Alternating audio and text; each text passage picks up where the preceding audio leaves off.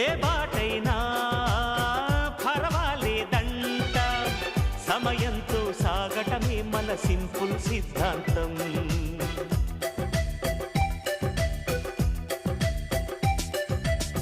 చిరుగాలికి పరిమళమిచ్చే సిరిమల్లెల వనమై ఉందాం, గగనాన్ని నేలను కలిపే హరివిల్లుల వంతెన అవుదాం.